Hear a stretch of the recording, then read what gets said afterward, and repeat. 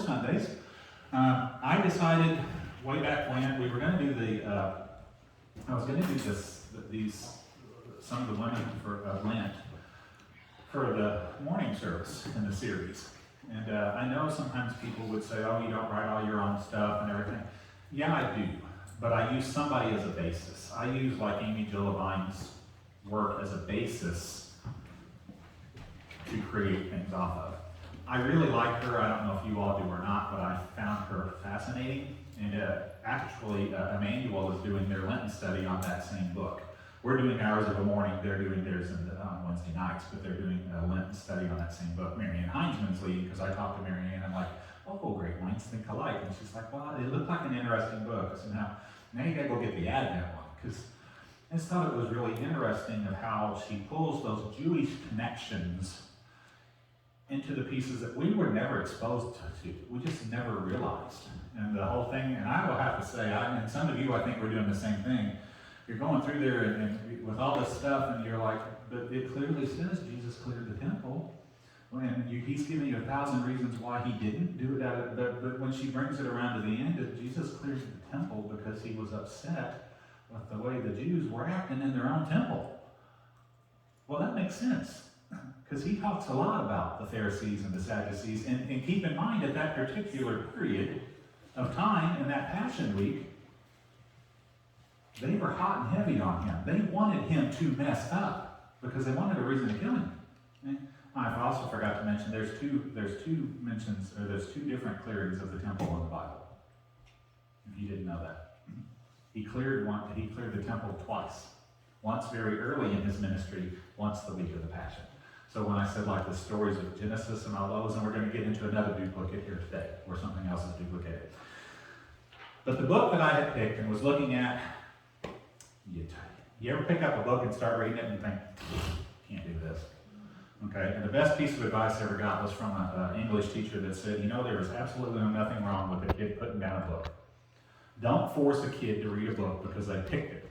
Well, you picked it, you got to read it. If they hate it, have them get a different one. You're just going to make them hate reading. Find it, let them, and I was going through, and I was like, I don't like this. But I like the concept. So everything in here is me.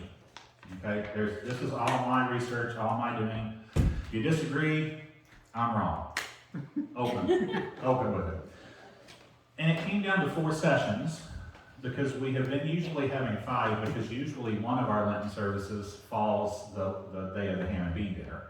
And then we usually don't have it was just tradition here. We didn't have for Palm Sunday because we had the Good Friday service, so it wasn't extra services during the week. And it worked out. All things work out, because last week I didn't really want to start this because there was a lot of people not here because of bad weather. Okay? So, these are going to be the essential questions for this study. We're going to look at 4 different people at the foot of the cross. Okay? And these are the essential questions. How many women were actually at the foot of the cross? How many women were at the tomb? Who were the women? Why were these women significant to Jesus? What was their role in the future of Christianity? And why are we studying these ladies during Lent? Why is it important to even look at them? And I want to emphasize one thing here. Notice it doesn't say who were the men at the foot of the cross, who were the men at the tomb. Because for the most part, they were not there. The only man mentioned at the foot of the cross is John. Because he says, behold your mother, and behold your son. Okay? And John was supposedly the youngest disciple and the most devoted disciple. And John's book is a little bit different than some of the other ones too. So we're going to look through this. Now the very first part here is not just only for Mary, the mother of Jesus. It's kind of for everybody. But we're going to look at Mary, the mother of Jesus, Mary of Clopas, Mary Magdalene, and another lady who was sometimes called Mary and sometimes called Salome. But it's not the Salome that danced for King Herod. Different person. Okay? So, these are all from the NIV translation. And the cross, John 19:25, near the cross of Jesus stood his mother's sister, Mary the wife of Clopas, and Mary Magdalene. Now sometimes you'll see Cleopas two. They're or Cleophas. It's interchangeable. It kind of just depends on who translated and wrote it, okay? But there were, in that one, according to that one, it looks like there were 4 women there, okay? Now for the tomb, you get 3 different scriptures. Matthew 27:55, many women were there watching from a distance. They had followed Jesus from Galilee to care for his needs. Among them were Mary Magdalene, Mary the mother of James and Joseph, sometimes James and Joseph, okay? And then Mary and the mother of Zebedee's sons, which Zebedee's sons were Andrew and Simon. Okay? Mark 15:40 says, some women were watching from a distance. Among them were Mary Magdalene, Mary the mother of James, the younger, and Joseph, and Salome. Mark mentions Salome. Okay? Now, if you look up there, the mother of Zebedee's sons, was her name Salome? We don't know. Okay? But he specifically mentions a woman named Salome. In Galilee, these women had followed him and cared for his needs. Many other women who came up with him to Jerusalem were also there. And in Luke, there is no mention of any women at the cross of the resurrection. The crucifixion or the resurrection. Nothing in Luke. Okay? And I find that interesting because where we rely heavily on Luke for? Christmas story, the Advent. Not Advent, the Nativity. Most of what we know from the Nativity is in Luke, okay, with pieces from Matthew. So, I want you to look something. We're going to have to flip back and forth for a minute. How many women were at the foot of the cross? 4 or 3? 3? 4. At least 3. Who were the 4? If you say 4, who are they? Mary. Okay. Mary. It's like being at a Penzel family thing. There's 3 Aunt Marys and 1 Aunt Dorothy. Okay. So Mary. Okay. Mary. There's something here I'm trying to get you to discover, though. Something I never thought about until I looked at something. Some people are adamant that there was 4. And it clearly says so in John. Near the cross of Jesus stood his mother's sister, Mary the wife of Clopas, and Mary Magdalene. That is 4, right? And some people are adamant that that is 3. Julie sees it. How is it 3, Julie? That his mother's sister's name. His mother's sister's name was Mary the wife of Clopas. And once you see that, then it's like, it could be. I never thought of it. Always just heard it read to you. Never thought that it's all in the grammar and the translation. It's like, let's eat grandma or let's eat comma grandma. You know, it makes a huge difference on where that comma is placed. Okay? It's in the punctuation. Yeah. But it says his mother is the sister. So would the sister and Mary be named Mary? That's what I thought. Yeah. A source I looked at said, though, Mary was such a common name. But in the same family? It was such a common name that it was not uncommon. Mary was actually, we think of it as a very Christian name because of Mary, the Virgin Mary. It's actually a very Jewish name. It's Miriam. It's from Moses' sister. It's a variation of Miriam. And said it was not terribly, one source I looked at said it was not terribly uncommon for someone to have Mary Ann, Mary Sue, and maybe in the same family they would have those. I don't know. My great-grandfather was named John, and he had a brother named John. They had different middle names, but they were both named John for the first name, so yeah, it happened. I knew a pair of sisters. There was Mary Louise and Louise Mary. Mm-hmm. Oh. Yep. And so, well, even in families sometimes, if the mother takes if they name the child after the mother, you may have the same name repeated. Yeah. I don't know. And a lot of these pointed out that Jewish customs were very different than what we think about. Not only the Jewish custom, but the how many years ago was this custom was just very different. I just never had thought about that, and then Julie picked up on it pretty quickly there, though. But some people will argue it's only 3, that his mother's sister was Mary, the wife of Cleophas, okay, or Clopas, however it's pronounced. So that's one of the debates. Do we know that for sure, that Mary's sister was married to? We do not know that. It's speculated, and when we get to Mary of Clopas, we'll go in more to that. Okay? It is going to be hard to keep these separate, but today we're doing Mary, mother of Jesus. Next week's Mary Magdalene, and then we're going to go through the 4. Some of this kind of came out of, we kind of got cut short last year on some of that stuff we were doing with the Gnostic Gospels and things like that, and we're going to get into a little bit of that in this, just because some of the things we have been taught, like I said this morning, are not necessarily in one gospel or another or only on one source. They have been blended over the years. It doesn't mean they're wrong, it's just where did some of this really come from, okay? If you look on that next page then, can we really tell if it was 4 or 3? Kind of depends on how you're reading the punctuation. So who were the women at the cross and the burial? So I made a chart. This was the easiest way to do it, okay? So, in Matthew, Mary Magdalene, Mary the mother of James and Joseph, and the mother of the sons of Zebedee. Okay? In Mark, they talk about the burial, and it was Mary Magdalene, Mary, mother of James the younger, and Joseph, which they believe, that is pretty much believed to be the exact same person. Okay? There were 2 James that were very big disciples. Okay? One was Jesus, believed to be Jesus' brother, and then there was one that was not one of the 12, but was a big follower, and they often called him James the Younger, which in ancient days, that was just a different way of saying James Jr. sometimes. Maybe it was not his son, but Big John, Little John, okay, those kinds of things. We had, at one point, we had 3 kids at school with the exact same name. Okay? And of all things, they were both biracial. So you couldn't say, well, are you talking about black so-and-so or white so-and-so? So the kids, just happened, they had big, medium, and little. The first name was Trey, but it was always, you talking about big Trey, medium Trey, or little Trey? And that's, I mean, and nobody prompted, that's just how they can, and these kids, they keep it, one was at West Lane, one was at South, and one was at North. So they really didn't even know the other ones existed until they came into 5th grade. And then all of a sudden, there's 3 boys with the same name here. Now they have a different middle name, but the kids just naturally started calling them big, medium, and little. I always thought that's kind of funny. But the point being is people back then did the same thing. James the younger, James the older, you know. Little John, Big John, you know. And anybody ever, you know, well, there's Tiny. Well, my God, he's 7 foot tall, and, you know, things like that. If anybody knows Brian Schönbeck, most people don't know his name's Brian. What do they call him? Slim.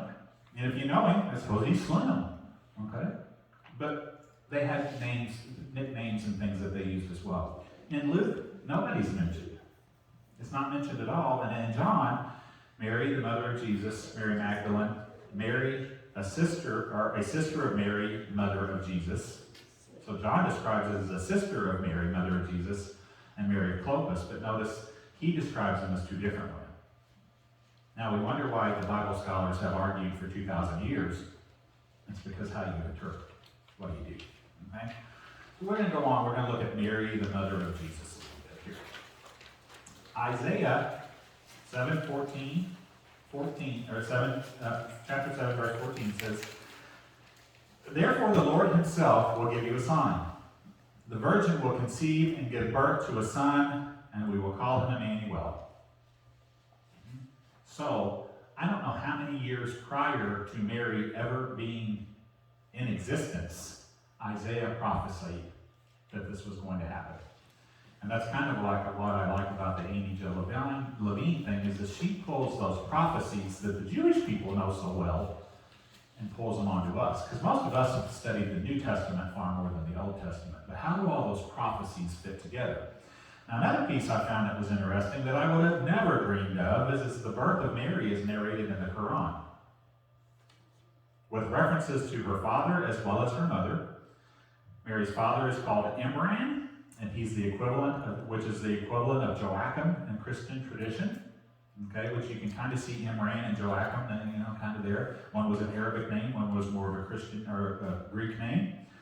Her mother, according to this was a scholar, Al-Tabari, was called Hannah, which, there's a guy here from one on the second page, if you want to look at it, was called Hannah. And I never really thought so much about the fact of how close Hannah and Anna are together. I mean, I've known lots of girls named Hannah, I've known lots of girls named Anna, but they're really very similar names. And it's kind of like Mary, Marie, etc. It's really, they're kind of basically the same name.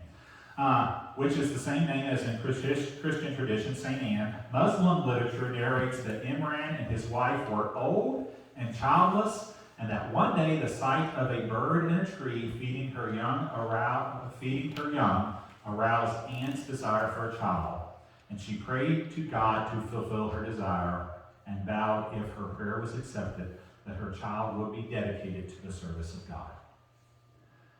Now, has anybody ever heard of the thought pattern of why we know so little about Jesus from the time he was maybe 2 to the time he was 12? He's just a kid. Well, one, he was just a kid, but there's also another belief that floats out there. That he was actually not with Mary and Jesus, or Mary and Joseph. That he was actually raised in the temple.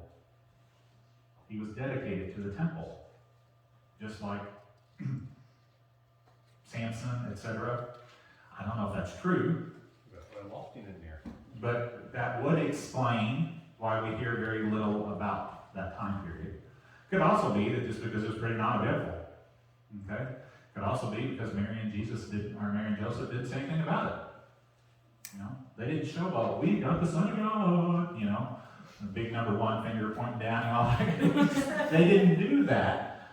We don't know, but there is some thought process that maybe he was at the temple, and if a child was raised at the temple, about 12 they got booted out. Could Okay? it have been that they were not around anyone that could write, that could document it? It could have absolutely been that they weren't around anyone who wrote or documented anything. He didn't have his disciples yet. Do what? He didn't have his disciples. He didn't have his disciples. He wasn't doing anything important. I mean, there's all kinds of reasons to think about this, but I kind of throw that out there because there is that line of thought that I came across that, and you know, and it's one of those, do I really believe it? I don't think so. But is it plausible? Could be.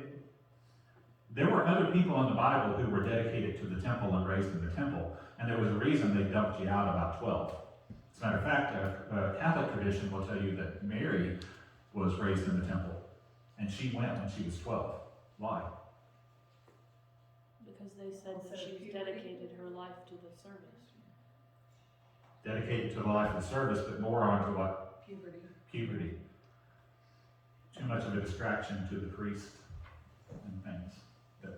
So they didn't want to deal with that issue. So I won't say they kicked him out, but that their period was fulfilled at that point. Right?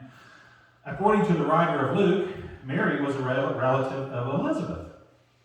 We know that. Mary was a relative of Elizabeth, wife of the priest Zechariah, of the priestly division of Abijah, who was herself part of the lineage of Aaron, and so of the tribe of Levi.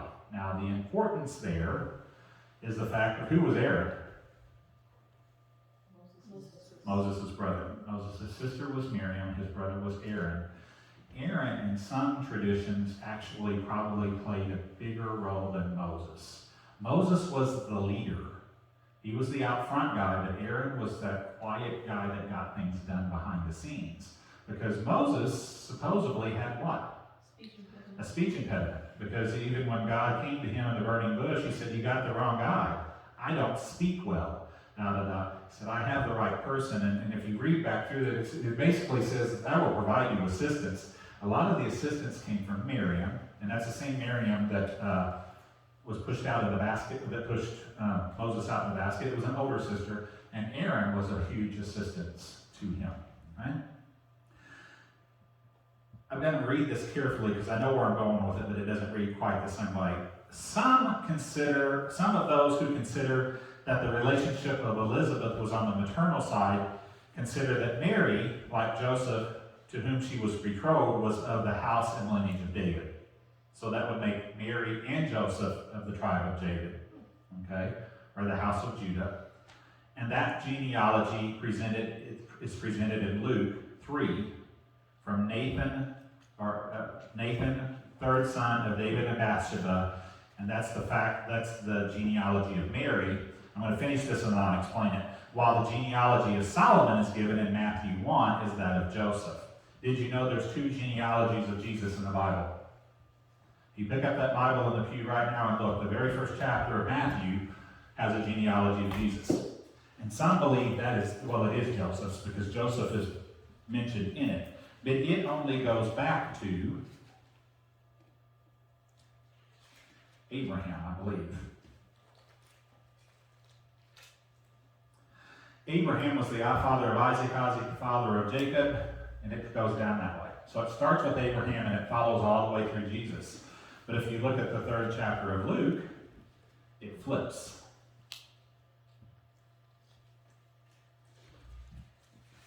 And some believe the first one is the lineage of Joseph, the second is the lineage of Mary, because it starts with, now Jesus himself was about 30 years old when he began his ministry. He was the son, so it was thought of Joseph.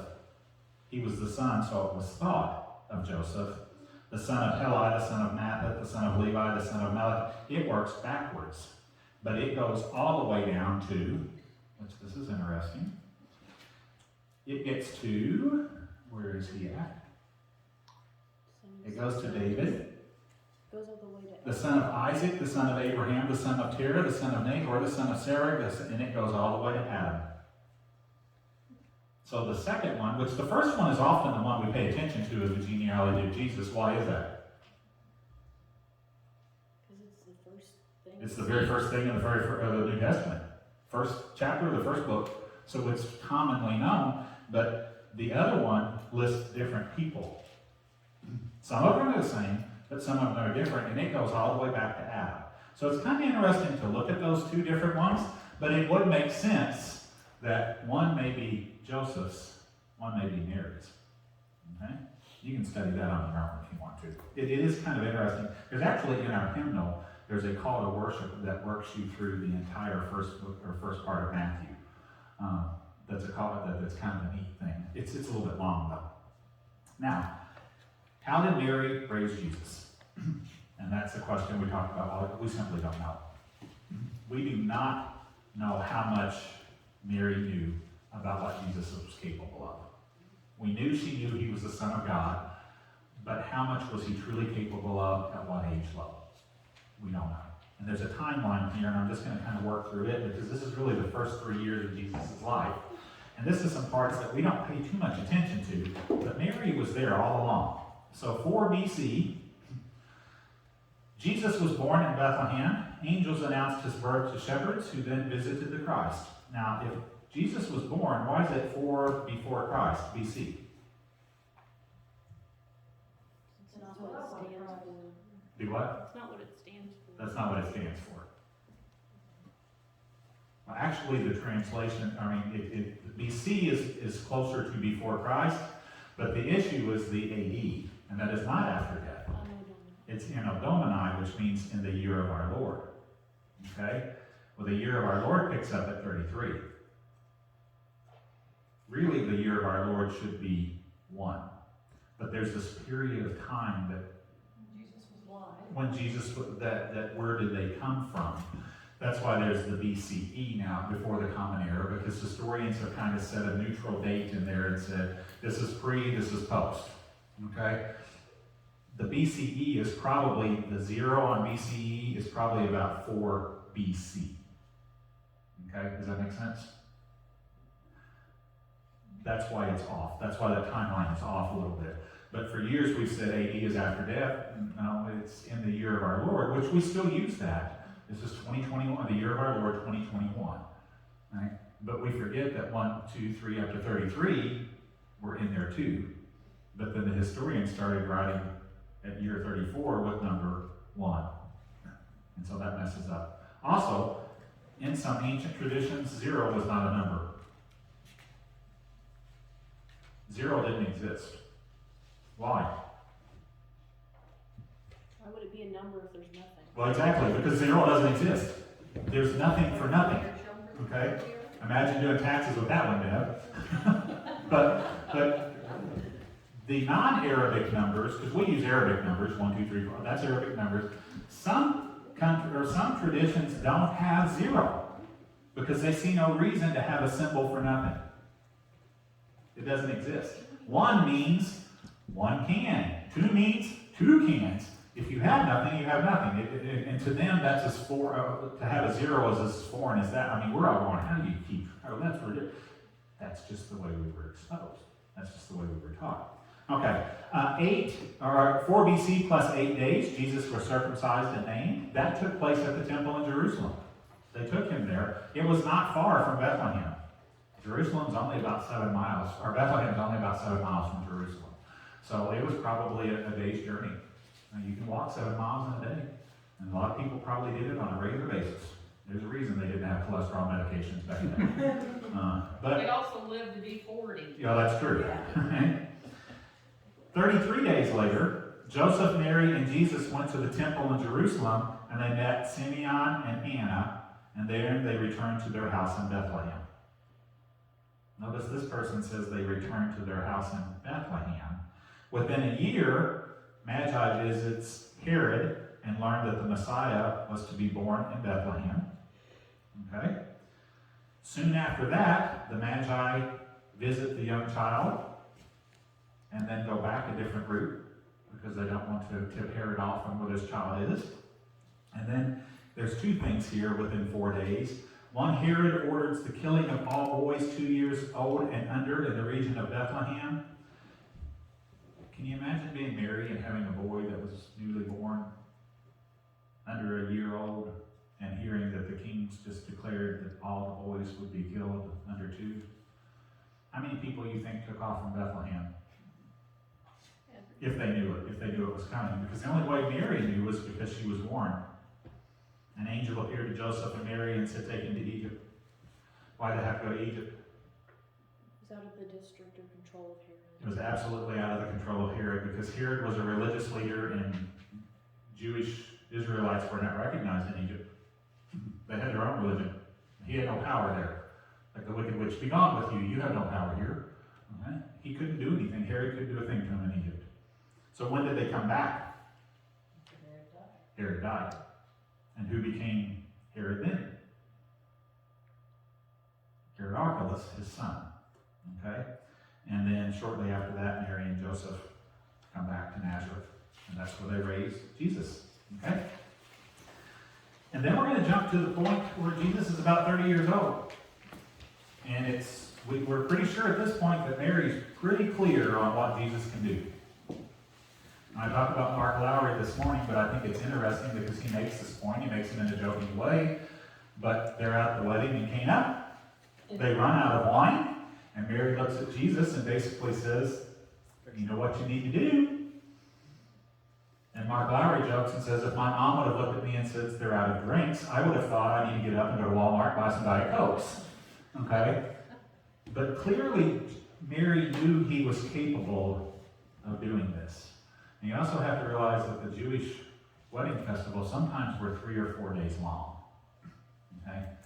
So I found someplace at one point how many gallons of wine they went through at a typical wedding. It was like 60 gallons. It was a huge amount of wines. But they did not drink wine the way they drink watered wine. And some people will argue that they didn't drink wine. Yeah, they did drink wine because it's the only way they could preserve anything. You know, grape juice was good, but without a refrigerator, it turns into wine vinegar or wine, or a vinegar type thing. It just doesn't preserve. So as Sheldon Cooper says, you have to have it pre-digested by a fungus so you can drink it. You take it through yeast and let it pre-digest the stuff and ferment it and come out. Now, several years ago, we went as a church to see the young Messiah. Anybody remember doing that? Anybody go with us on that one? And I just mention it here. There's a book, if you like to read, by Anne Rice called Christ the Lord Out of Egypt. And it talks about the journey from Egypt to about when he was, the time he comes to the temple. Okay? And there's a YouTube clip there. If you want to put that into your browser, you can look at some clips from this movie. One of the things that is speculated that maybe Jesus started figuring out who he was at a young age because he's playing in the mud with the little kids and they're making little clay birdies and things, and he makes a little bird and he breathes on it and it flies away. And he realizes that he just made that thing come to life. He also, it's this kind of controversial scene that he gets mad at a bully and he throws a rock at him and it hits him in the head and kills him. And there's all this uproar amongst the Jewish community and the family of what do we do with a murderer who is nothing but a child? And Jesus sneaks into the kid's bedroom, and before you know it, the kid's walking outside with Jesus. They don't show anything. Now, this is speculation. This is not in the Bible, okay? But it's a fun movie, and it's a fun book to read because it does kind of make you think, wonder, how did Jesus figure out when he was God? Some people will say he got lost at the temple at 12 because when he was there in the care of the priests, or around people who could explain, he started asking questions of things that he had been experiencing, and the priests started putting together, this kid is the chosen one. Okay, this is the fulfillment of the prophecies. Okay, and because we were watching Harry Potter this morning, and Hermione said, it's if you have sci-fi, it's Wizarding World Weekend. Harry Potter's on all weekend. I'd watch Harry Potter anytime, you know.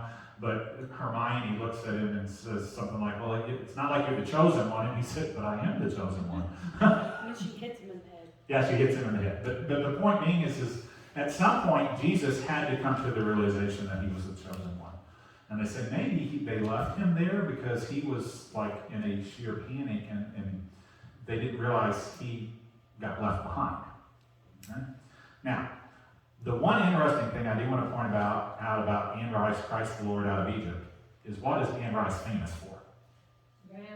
The vampire series. Interview with the Vampire, all those vampires, all those horror stories.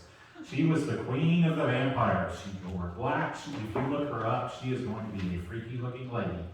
She's actually a very devout Catholic and lives in New Orleans and went through a period of kind of questioning what maybe she should be writing these horror things and so forth. And so to kind of make herself feel better, she wrote this book.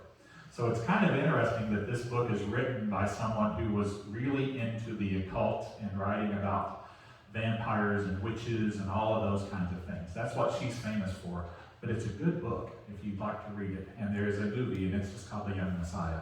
It's a novel, isn't it? It's a novel, yeah.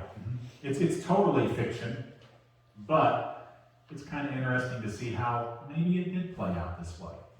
And in her thoughts, Jesus figured out things just kind of gradually. Things happened to him that made him question.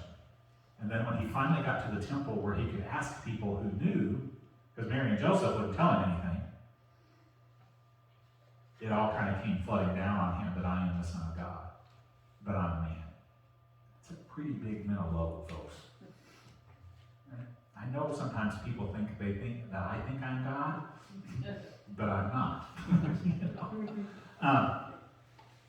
On the third day of the wedding, on the third day, a wedding took place at Cana in Galilee. Jesus' mother was there, and Jesus and his disciples had also been invited to the wedding.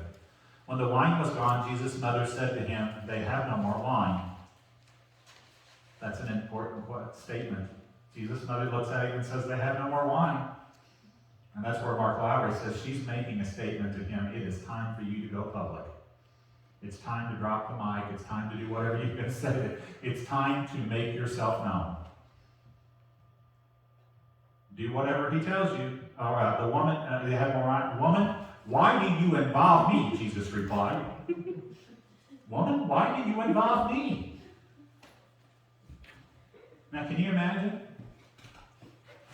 Can you imagine looking at Ben and saying, or looking at Ben and saying, "Ben, we need some more tea," and he looked at me and said, "Woman, why are you involving me?" Excuse me.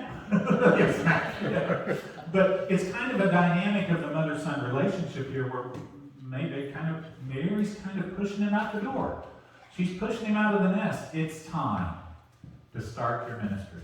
It is time. And so basically we could read through this, but what happens is Mary says, "Do whatever he tells you."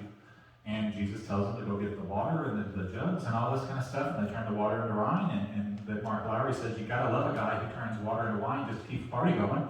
But he's a funny guy if you've never met or never seen him. He sings with Bill Gaither at some point. He doesn't anymore, but he's often with Bill Gaither. And then he is also the guy that wrote the song "Mary, Did You Know?" He wrote that song. Wrote it in 30 minutes. Wrote it in 30 minutes, yeah. So he's a very talented person, musician and so forth. So the next chart is just to keep things straight a little bit as we move on. It does not appear that Mary, the mother of Jesus, was at the tomb. We often think that, but if you look at this chart, the incident, it tells you the incident, and then you go across and read. Women at the tomb, Mary Magdalene, the other Mary in Matthew, Mark, Mary Magdalene, Mary, James, mother of James, and Salome.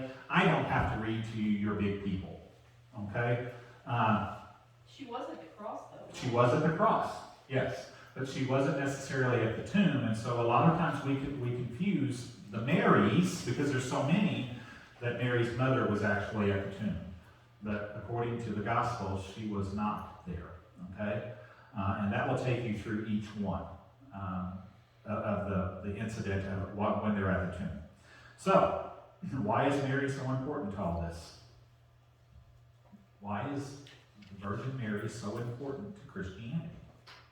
If she'd said no, there would be no Jesus. There would be no Christianity in general. There'd be no Christianity in general if Mary would have said no. But she couldn't say no. Do what? She couldn't say no. She couldn't say no. She could have? Could she or couldn't she? It was prophesied. It was prophecy and all that kind of, so we're getting into a whole thing. So why is Mary so important to us? Why is Mary, the Virgin Mary, so important to some denominations? Because she was pure. And she was a She made human. the biggest She choice. had- She was a human. She made the choice on her own, is what some people will say, is she stands for the ultimate pure sacrifice we are asked as Christians to make, and that is to give up part of our life to live like Jesus. Okay? She's the symbol of true and unfailing faith in God. When you think of that, when you think of that Mary song and all that we do at Advent every year, it's all about Mary's unfailing faith. Because if I remember correctly, she kind of says, do I have to? And it's just repeated to her, yes, and so she gladly, in Mary's soliloquy, or the Magnificat, where she sings, I will happily do whatever you ask me to do, God. So she would have been, when he died, she would have been 46, roughly. I mean, Roughly. if she was 13 and 14 when they Roughly. were born.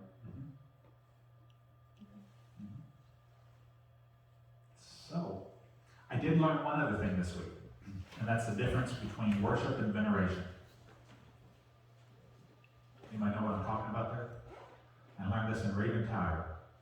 I went to get my tires rotated, and then I took along the National Geographic book that came to have something to do, because I know Raven, and I like their work, but they're famous for saying, oh yeah, we'll get right to you, and 2 hours later you're still sitting there waiting on your tires.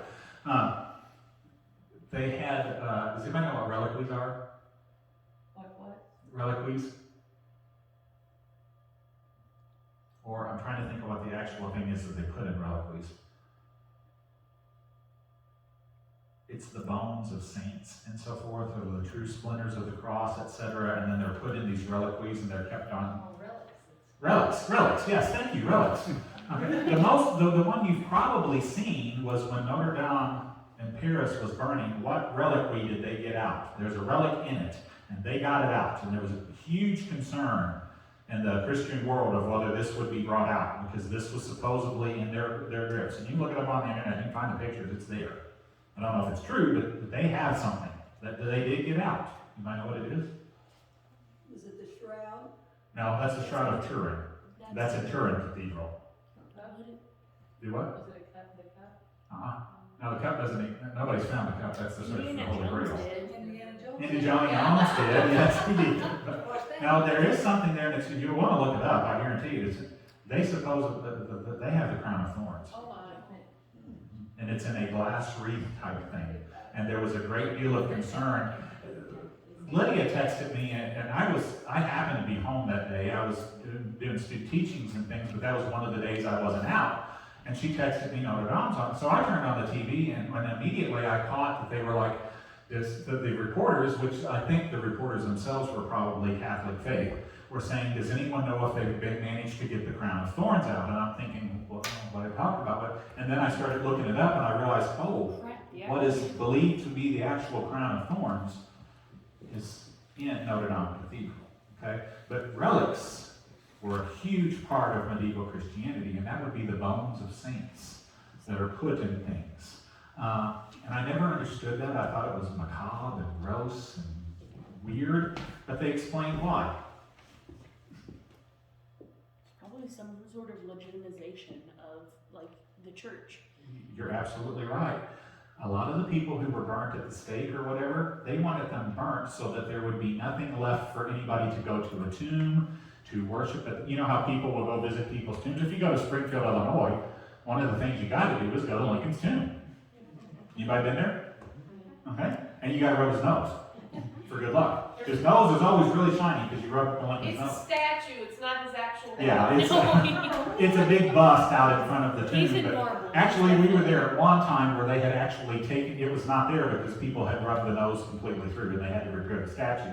But the point being is a lot of times a tomb was venerated. People would stand before it and say, this is where so-and-so, and they would almost worship. Worship means somebody has the power to do things only that God or Jesus could do. So that God and Jesus are worshipped because their power is of their own right. You're venerated if a saint is venerated if they had something miraculous happen because of the assistance of Jesus or God. Now that's a very fine line, but when Catholic people say we don't worship Mary and Joseph, we venerate them, there's the distinction, which kind of helped me because I always kind of wondered about that because, both my nephews married girls, and they take, if you're at a wedding, they always take the flowers over to Mary and that's fine, that's part of their tradition. But to me, that was kind of like worship. But the word venerate, and it was in National Geographic, so I trust it, said it's because that person could do some type of miracle or something with the assistance of Jesus. That's why it's always the Virgin Mary, Mother of Jesus. That Mary herself didn't do anything miraculous. It was through the assistance of God to have Jesus, or anything else she did was through the assistance of Jesus. Okay? And in a way, we do that. How do we end our prayers? Jesus' And name. in Jesus' name. Okay? It's in a way we do it, but that kind of helped me understand some of that, because I'd often wondered, and if you go to, I've never been to Europe, y'all been to Europe, when you were in Ireland, right? Mhm. Did you see any saints or anything? Churches there are totally, Everywhere. well, everywhere. We don't think about it because there's not that many American saints. But in Europe, there are saints everywhere. I haven't been, but I know there's churches everywhere. There's saints such and such, saints such. And when you really find out why they're named that, it's because Saint such and such is buried underneath the altar, or there's a bone, his finger bone's up on the altar or something. St. Patrick's Day is coming up. That's a prime example. Absolutely. There's a church Also in St. Turkey that Bertram's has the Day. right hand of John the That's a Baptist. great It's church in what? In Turkey that has the right hand of John the Baptist. Yep. And there's, if you just look up relics and reliquaries, Covered with jewels. and there's things that, are they real? We don't know. Who knows? There's a But, saint, there's a female saint that they've like preserved, and she's like 800 years old, and she looks like yeah, she's in a glass coffin. she just died yesterday. Yeah. It's insane. She hasn't aged in the least. So, but it's kind of gross, but kind of interesting to look at because one of the things I'll have to look in there, but at one point, and it may have been Magellan's voyage or somebody, that one of the queens of Spain gave a splinter of the true cross to guard their passage. Don't take me at that, but how they revered these things. But you know what? They didn't have TV and books and things. They had a different way. But the reason they did it was because it legitimized their religion. Because the people who would burn them at the stake didn't want anything left. Just like when they buried Jesus, they posted guards outside the body because they said, if he said he would rise again, and if he does, we're done for. And somebody's going to sneak in there and steal that body just to make it look good. And there are people who will say that's exactly what happened and nothing, and I don't believe that. But it's the same concept.